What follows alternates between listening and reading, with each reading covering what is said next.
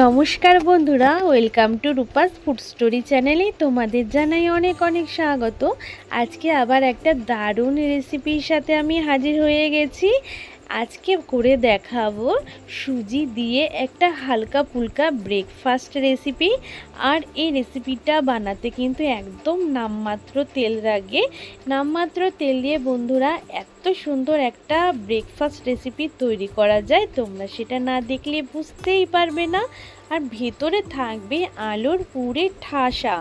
ভেতরে এত সুন্দর একটা আলুর পুর তৈরি করে আমরা এটার ভেতরে দিয়েছি যে মানে খেতে লাগবে অসাধারণ। ছোট থেকে বড় সকলেই কিন্তু ভীষণ খুশি হবে এই ব্রেকফাস্ট রেসিপি পেয়ে। আর খুব সহজেই ঝটপটও তৈরি হয়ে যায়। চলো তাহলে দেখে নিই আজকের পুরো রেসিপি। এখানে আমি একটা বাটিতে 200 গ্রাম মতন সুজি নিয়ে নিয়েছি। তোমরা এখানে যে কোনো ব্র্যান্ডের সুজি নিয়ে নিতে পারো।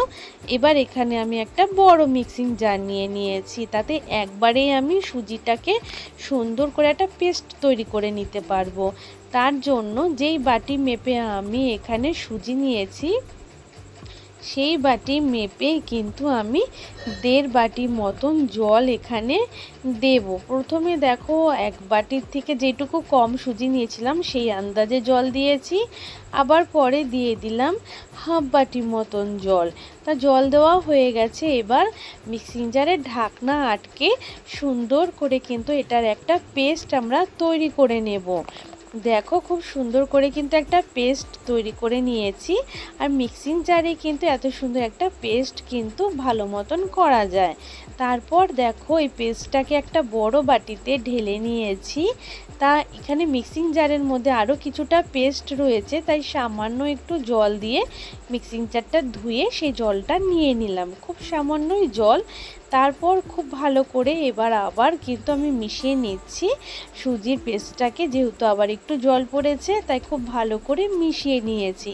এবার এর মধ্যে এটাকে হেলদি বানানোর জন্য দিয়ে দিলাম একটু গাজর কুচি, দিয়ে দেব এখানে কিন্তু আমি একটু বিনস কুচিও দিয়ে দেব। তোমরা তোমাদের পছন্দ অনুযায়ী এখানে কিন্তু সবজি দিতে পারবে।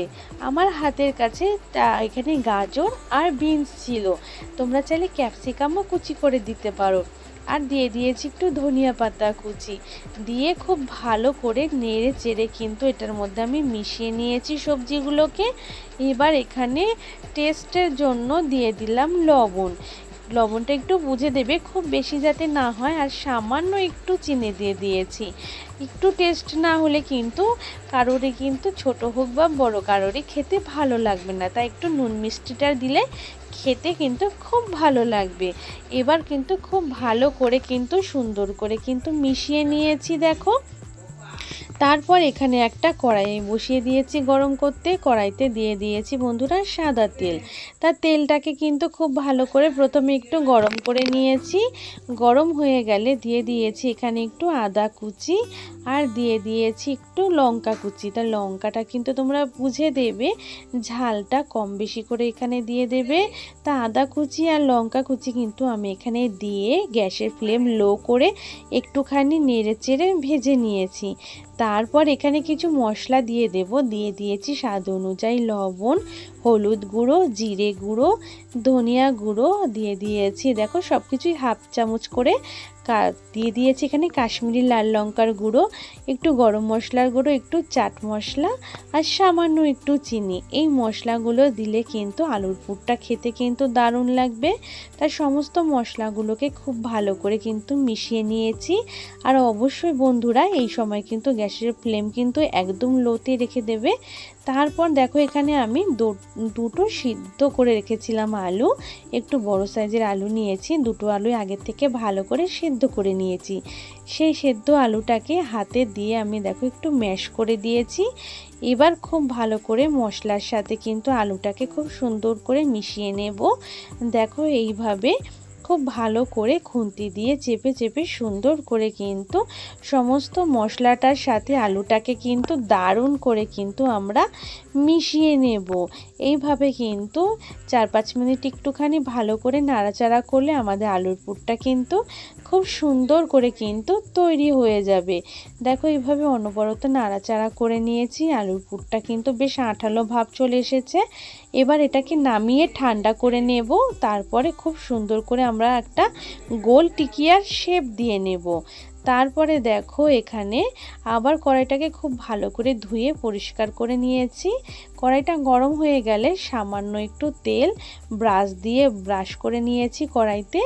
তারপরে দেখো এখানে যে আমরা ব্যাটারটা তৈরি করে রেখেছি সুজি, তার থেকে আমি 1 হাতা ব্যাটার কিন্তু কড়াইতে দিয়ে দিয়েছি। এবার কিন্তু খুব সুন্দর করে একটু গোল করে ঘুরিয়ে নিয়েছি, সুন্দর একটা শেপ চলে এসেছে। এবার আমি দেখো 3 থেকে 4 মিনিট একটু অপেক্ষা করলেই খুব তাড়াতাড়ি কিন্তু এটা কিন্তু রেডি হয়ে যায়। দেখো সুজির একটা রুটির মতন খুব সুন্দর কিন্তু এটা রেডি হয়ে গেছে।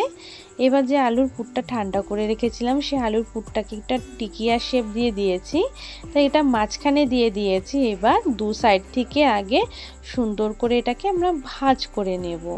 দেখো খুব সুন্দর করে ভাঁজ করে নিয়েছি। তারপর আবার কিন্তু আমরা চৌকো করে এটার ভাঁজ করব, লম্বাভাবে দু সাইডে ভাঁজ করা হয়ে গেছে।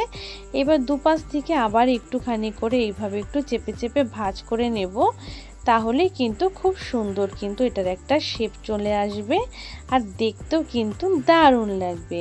দেখো এইভাবেই কিন্তু চাইলে তোমরা একটু হাত দিয়েও ধরে নিতে পারো, যেইভাবে সুবিধা হয় তোমাদের। এইভাবে দেখো চারদিক থেকে সুন্দর করে এটার ভাঁজ দিয়ে নিয়েছি।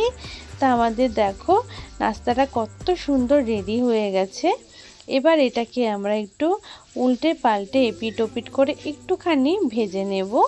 দুদিক থেকে একটু খুব ভালো করে সেঁকা হয়ে যাবে, একদম নামমাত্র তেলে কত সুন্দর আমাদের একটা ব্রেকফাস্ট রেসিপি কিন্তু রেডি হয়ে গেল।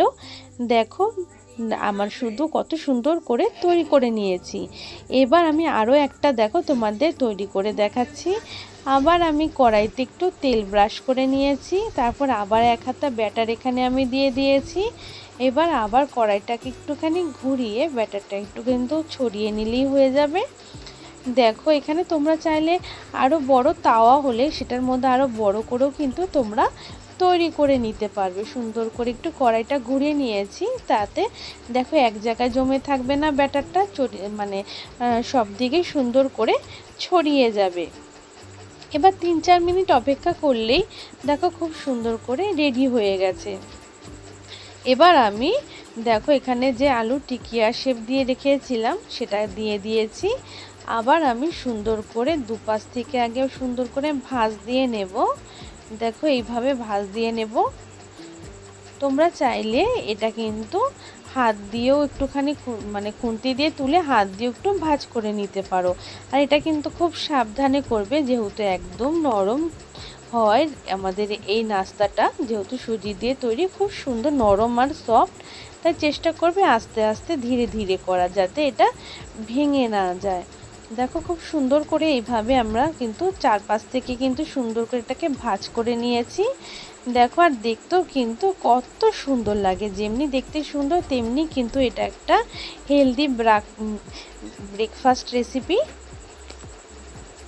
এবার আমি সুন্দর করে দেখো এটাকে উল্টে নিয়েছি, দুপাশ থেকে এইভাবে একটুখানি ওলটপালট করে নিলেই রেডি হয়ে গেল। চলো এবার আমি সমস্তগুলো এইভাবে বানিয়ে একেবারে দেখো প্লেটে কিন্তু সার্ভ করে নিয়েছি। আর দেখতে দেখো কত সুন্দর লাগছে, আর খেতেও কিন্তু ভীষণ মজাদার হবে।